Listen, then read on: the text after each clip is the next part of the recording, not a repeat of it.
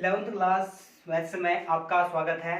आज के लेक्चर में हमारा टॉपिक है वेन आरेख और नंबर दूसरा समुच्चयों के सम्मिलन और सर्वनिष्ठ पर कुछ व्यवहारिक प्रश्न। तो देखिए फिर इसमें सबसे पहले कि वेन आरेख क्या होता है करके आप इस वीडियो को बहुत ध्यान से देखिए इसमें कि वेन आरेख के द्वारा बहुत सारे प्रश्न बहुत आसान हो जाते हैं। तो देखिए फिर इसमें आप वेन आरेख क्या चीज होता है करके। तो समुच्चयों के बीच ज्यादातर संबंध है, जैसे हमारे पास कह सकते हैं समुच्चयों का सम्मिलन, समुच्चयों का सर्वनिष्ठ, पूरक समुच्चय, समुच्चयों का अंतर। तो जितने भी संबंध होते हैं समुच्चयों के बीच में, यदि इसको हम आरेख के द्वारा यदि सॉल्व करते हैं तो वो बहुत आसान हो जाते हैं, और जिस आरेख को हम कहते हैं वेन आरेख। तो देखना वेन आरेख को हम खींचने के लिए सबसे पहले एक लिया जाता है यूनिवर्सल सेट, सार्वत्रिक समुच्चय U, और कुछ समुच्चयों को। तो जैसे भी कोई भी जो भी यूनिवर्सल सेट होगा, सार्वत्रिक समुच्चय जो भी है, जो भी सार्वत्रिक समुच्चय होगा, इसको सबसे पहले तो प्रदर्शित करते हैं हम एक आयत के रूप में। इनको एक आयत के रूप में प्रदर्शित किया जाता है। ये होता है एक यूनिवर्सल सेट, और इसके लिए इस यूनिवर्सल सेट के लिए जितने भी समुच्चय होंगे ए बी सी, इस प्रकार से जितने भी समुच्चय होंगे, इन समुच्चयों को इस यूनिवर्सल के अंदर एक वृत्त के रूप में इस प्रकार से प्रदर्शित किया जाता है। जैसे पहला वाला कहा समुच्चय ए, इसको कहा दूसरे को कहा समुच्चय बी। तो यानी कि इस प्रकार से प्रदर्शित किया जाता है। सबसे पहले जो भी सार्वत्रिक समुच्चय होगा उसको एक आयत के रूप में, आयताकार रूप में लिखा जाता है, और यूनिवर्सल सेट के जो जो उपसमुच्चय है, समुच्चय ए, समुच्चय बी, जो जो भी होंगे, इनको इस यूनिवर्सल सेट के अंतर्गत लिखा जाता है एक वृत्त के रूप में। तो देखिए फिर अब इस यूनिवर्सल सेट जो हमारा अभी देखा है वेन आरेख के द्वारा, मैं कुछ चीजों को इसमें डिफाइन कर रहा हूँ कि किस प्रकार से होगा। जैसे इसमें नंबर एक मैं परिभाषित करता हूं इसमें सबसे पहले ए यूनियन बी, नंबर दूसरा इसमें ए इंटरसेक्शन बी, नंबर तीसरा इस वाले में प्रदर्शित करता हूं नंबर तीसरा ए माइनस बी, फिर चौथा प्रदर्शित करता हूं बी माइनस ए, फिर पांचवा प्रदर्शित करता हूं ए डैश, पूरक समुच्चय। तो इन सभी को यदि वेन आरेख के द्वारा हमें प्रदर्शित करना हो तो वेन आरेख के द्वारा इन सभी को कैसे प्रदर्शित करेंगे हम। तो देखिए फिर वेन आरेख के द्वारा इनको प्रदर्शित करना। तो सबसे पहले एक एक करके प्रदर्शित करते जा रहा हूं। इसमें से इसका जो पहला है ए यूनियन बी को दर्शाना हो, यदि मैं सबसे पहले नंबर एक दर्शा रहा हूं ए यूनियन बी, तो ए यूनियन बी को दर्शाने के लिए सबसे पहले इसे बना लेंगे हम एक यूनिवर्सल सेट। ये बनाया हमने सबसे पहले एक यूनिवर्सल सेट। आयताकार रूप में कोई एक सार्वत्रिक समुच्चय आ गया है U, और उसके बाद ए और बी दो समुच्चय रखे, तो इसके अंतर्गत दो वृत्त के रूप में हमने दो समुच्चय को बनाया। एक आ गया है ए, पहले को कहा ए समुच्चय ए, और दूसरे को कह रहा हूं समुच्चय बी कह रहा हूं। अब दर्शाना है इसमें ए यूनियन बी को दर्शाना है। तो ए यूनियन वे अवयव होते हैं जिसमें समुच्चय ए के भी सभी अवयव हो और समुच्चय बी के भी सभी अवयव। तो ए यूनियन बी कौन सा हो जाएगा, देखना ए का भी सब आना है, ए वाला पूरा आना है, ए का पूरा एलिमेंट आना है यहां तक, और बी का भी पूरा आना है, तो इतना। तो अर्थात जितना भी छायांकित भाग दिख रहा है ये वाला भाग हो जाएगा ए यूनियन बी। हमें दर्शाना था ए यूनियन बी, तो ए यूनियन बी हो गया है ए का भी प्रत्येक और बी का भी प्रत्येक, ए और बी के सभी। तो इस प्रकार से हम दर्शा देंगे इसमें ए यूनियन बी को, इस प्रकार से दर्शाए जाते हैं। अब इसी प्रकार से नंबर दूसरा, ये था नंबर फर्स्ट, नंबर दूसरा, नंबर सेकेंड, यदि हम दर्शाते हैं ए इंटरसेक्शन बी, तो ए इंटरसेक्शन बी दर्शाने के लिए भी सबसे पहले एक सार्वत्रिक समुच्चय को बनाते हैं। ये बनाया हमने एक यूनिवर्सल सेट। अब उसके बाद दर्शाना है ए इंटरसेक्शन बी, तो ए इंटरसेक्शन बी को दर्शाने के लिए सबसे पहले एक ए को बनाता हूं, फिर उसके बाद बना रहा हूं मैं बी को बना रहा हूं। तो इसके लिए सबसे पहले एक समुच्चय आ गया है ए, आयत वृत्त के रूप में एक समुच्चय ए आ गया है, और दूसरा समुच्चय लिया इसमें से बी, वृत्त के रूप में दूसरा समुच्चय लिया बी। तो ए इंटरसेक्शन बी कौन सा होता है, देखना ए इंटरसेक्शन बी होता है कि वह अवयव जो ए और बी दोनों में उभयनिष्ठ हो, जो समुच्चय ए और समुच्चय बी दोनों में उभयनिष्ठ हो वह कहलाता है ए इंटरसेक्शन बी। अभी उभयनिष्ठ वाला इतना सा भाग दिख रहा है, इसमें दोनों में उभयनिष्ठ इतना भाग दिखाई दे रहा है, तो यही भाग क्या कहलाएगा, यही भाग कहलाएगा इसमें ए इंटरसेक्शन बी। तो वेन आरेख के द्वारा ए यूनियन बी को इस प्रकार से प्रदर्शित करते हैं, ए इंटरसेक्शन बी को इस प्रकार से प्रदर्शित करते हैं। तो सबसे पहले आप इन दोनों को चित्र बना लिए, इन दोनों का चित्र बना लिए, ए यूनियन बी और ए इंटरसेक्शन बी को किस प्रकार से प्रदर्शित करते हैं, तब जाकर के मैं अब इसका इन तीनों को बताता हूं। ए माइनस बी को कैसे प्रदर्शित करेंगे, बी माइनस ए को, और ए डैश को कैसे प्रदर्शित करेंगे। तो आप सबसे पहले इसमें इनका आलेख खींच ले, तब जाके बताता हूं मैं।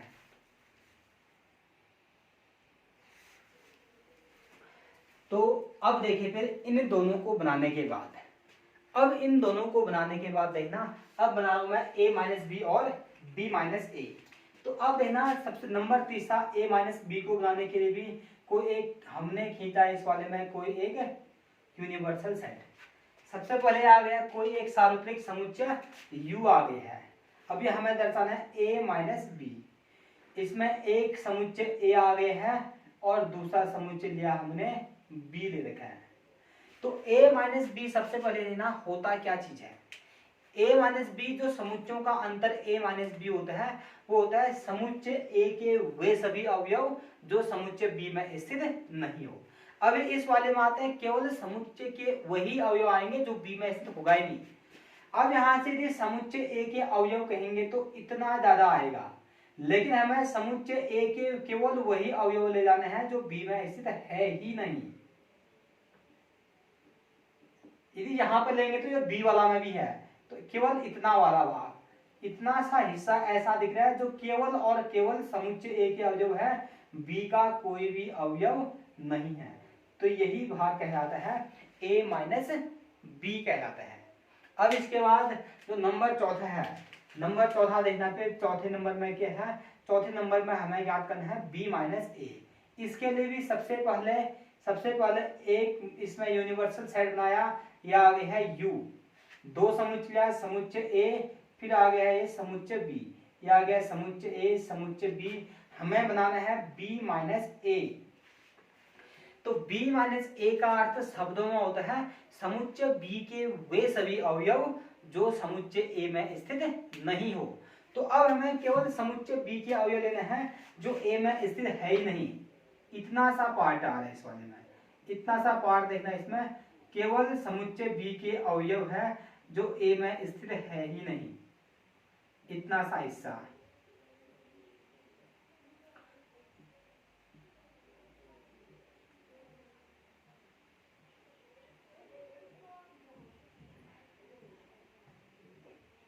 है ना, इतना सा भाग हो गया है b माइनस ए, समुच्चय b के वे सभी अवयव जो समुच्चय a में स्थित नहीं है, ए वैल्यू इतना आ चुका है। अब इसके बाद जो लास्ट कारक है मैंने ए डैश को दर्शाते हैं। फिर पांचवें नंबर में जो कारक है ए डैश, तो पांचवें नंबर में ए डैश के लिए भी सबसे पहले यूनिवर्सल सेट बनाया है। इसमें भी यह आ गया यूनिवर्सल सेट यू आ गया है। अब इसके बाद इसमें भी हमने बना रखा है कोई एक समुच्चय, ये बना रखा है इसमें कोई एक समुच्चय ए। अभी केवल एक समुच्चय है ए, तो देखना फिर ए डैश होता क्या चीज है, ए डैश बराबर होता है you minus A, universal set के वे सभी अवयव जो ए में स्थित होता ही नहीं है। तो ए डैश होता है यूनिवर्सल सेट के वे सभी अवयव जो ए में होता ही नहीं है। तो देखिए फिर इसकी वैल्यू कौन सा होगा, ए को छोड़ करके यू के सारे एलिमेंट, इस प्रकार से ए को छोड़ करके यू के जो सारे के सारे एलिमेंट होंगे, ये वाला।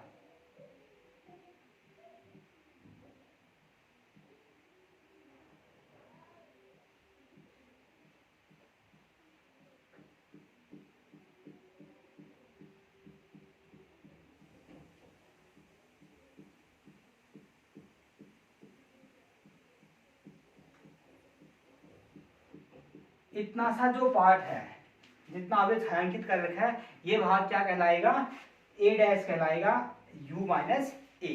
तो इस प्रकार से वेन डायग्राम के द्वारा हम आसानी से बना सकते हैं इसमें से। तो इन वेन डायग्राम को समझने के बाद अब इसके बाद जो नेक्स्ट टॉपिक बताता हूं मैं कि समुच्चयों के सम्मिलन और सर्वनिष्ठ पर जो आधारित कुछ व्यवहारिक प्रश्न होंगे, उन प्रश्नों को बना रहा हूं। तो सबसे पहले एक बार इनको देख लीजिए, तब जाकर इसको बनाने के बाद मैं बताता हूं समुच्चयों के सम्मिलन और सर्वनिष्ठ पर व्यवहारिक प्रश्न किस प्रकार से बनाया जाएगा, उसके लिए फॉर्मूला डिराइव कैसे करेंगे। तो आप इसको लिख लीजिए पहले।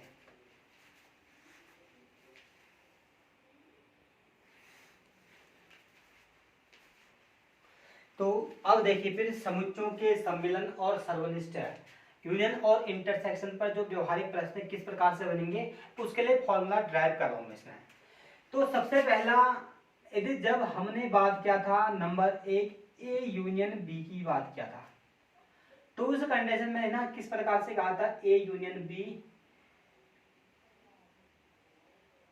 इसमें यदि इस प्रकार से दो समुच्चय कहा, एक समुच्चय कहा ए, ये वाला समुच्चय कहा बी, तो जितना सा ये केवल हम इस हिस्से की बात करते हैं,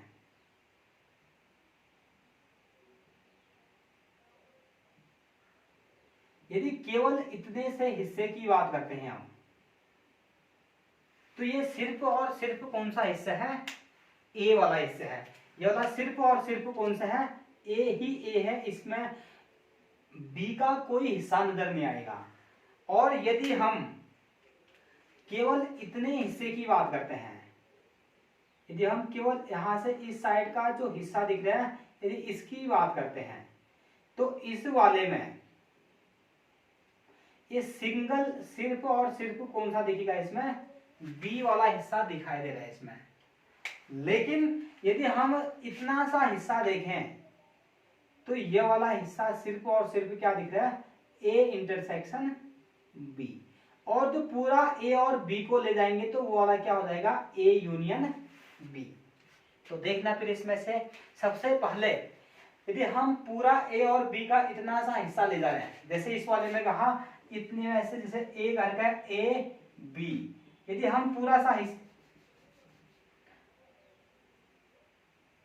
यदि हम इतना पूरा हिस्सा ले जाएंगे, तो ये पूरा का पूरा कौन सा हिस्सा कहलाता है, ए यूनियन बी कहलाता है। तो अभी जो ए यूनियन बी है, A union B equal to कितना कह सकते हैं इस वाले में लेना, तो सिंगल रेड से कर रखा है वो केवल ए वाला हिस्सा है, ग्रीन वाला सिंगल बी वाला हिस्सा है, और जो ब्लैक से कर रखा है वो ए इंटरसेक्शन बी है। तो ए यूनियन बी को यदि n A union B equal to कर सकते हैं सिंगल ए वाला एन, अभी इस वाले में कितना कर सकते हैं, इस वाले में से ये वाला यहां से लेकर के पूरा, लेकिन ये पूरा ए इंटरसेक्शन दिख रहा है, तो एन ए, जैसे एन ए कहा तो इस वाला हिस्सा भी हमारे पास हल्की सी वाला आ रहा होगा। फिर दूसरा कह सकते हैं plus N B, plus N B,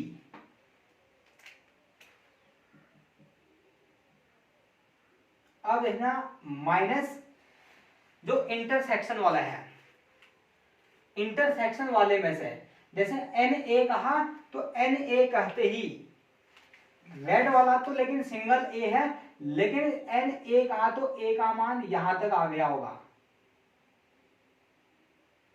दूसरा एन बी कहा तो ये वाला मान इतना आ गया है। तो अब इन दोनों कंडीशन से जो बीच में इंटरसेक्शन वाला दिख रहा है, इंटरसेक्शन वाला पोर्शन दो बार जोड़ दिया हमने, दो बार ऐड कर दिया है। जब एन ए कहा एक बार उस समय आया, जब एन बी कहा एक बार उस समय आया, लेकिन यूनियन में तो एक ही बार आना है, तो उसके बाद क्या कर देंगे हम इसमें से एन ए इंटरसेक्शन बी। तो इसका जो व्यवहारिक में पहला फॉर्मूला बनता है एन ए यूनियन बी बराबर n A plus N B minus N A intersection B. इसका जो दूसरा आता है यदि इसको यहां लाता हूं मैं, एन ए इंटरसेक्शन बी बराबर, इसको इधर लेके आ रहा हूं, इसको आर भेज रहा हूं, तो n A plus N B minus N A union B. और नंबर तीसरा, यदि कभी तीन समुच्चय दिया हो तो उस समय N A union B union C equal to होता है N A plus N B plus N C minus N A intersection B minus N B intersection C. फिर उसके बाद आ जाएगा minus N C intersection A, N A intersection B minus N B intersection C minus N C intersection A, फिर plus N A intersection B intersection C. तो यदि कभी हमारे पास तीन समुच्चय दिया हो ए बी और सी तो उसमें N A union B union C equal to होता है N A plus N B plus N C minus N A intersection B minus N B intersection C minus N C intersection A, फिर plus N A intersection B intersection C. ये भी same आ जाता है Venn diagram की सहायता से। इसको भी हम सिद्ध इस प्रकार से कर लेते हैं, जैसे वेन डायग्राम बनाएंगे इस वाले अभी तीन समुच्चयों के लिए, पहला दूसरा तीसरा। जब यहां से n A union B union C कहेंगे तो ए बी सी आ गए हैं, इन तीनों का इक्वल टू कहा तो एन ए इतना सा मान आ गया पूरा सा, plus N B plus N C इतना आ गया है। तीन बार हमने प्लस किया तो, लेकिन अब इसके बाद ये वाला हिस्सा दो बार आ जा रहा है। एक बार ए वाले में से जैसे ये वाला हिस्सा दो बार ए वाले के लिए, एक बार बी वाले के लिए, तो एक बार घटा दिया। उसी प्रकार से ये वाला हिस्सा भी दो बार आ रहा है, दो बार आ रहा है, तो यहां से कितना आ रहा था, एक बार इसके लिए, एक बार इसके लिए, एक बार इसको भी घटा दिया। अब यहाँ पर ये वाला हिस्सा भी दो बार आ रहा था, एक बार इसको भी घटा दिया। लेकिन अब जो इंटरसेक्शन वाला हिस्सा था वो एक कम हो रहा था इसमें, तो इसके लिए हमने इसको जोड़ दिया है। तो इस प्रकार से जो एन ए इंटरसेक्शन बी है, इनका एन ए यूनियन बी, इनके तीन फॉर्मूले आ गए हैं इसमें से। तो अब इनकी सहायता से हम कुछ प्रश्नों को बनाएंगे। तो जब भी कोई व्यवहारिक प्रश्न होगा तो इन तीनों सूत्रों की सहायता से हम आसानी से प्रश्नों को बना लेंगे। तो पहले आप इन तीनों सूत्रों को नोट कीजिए।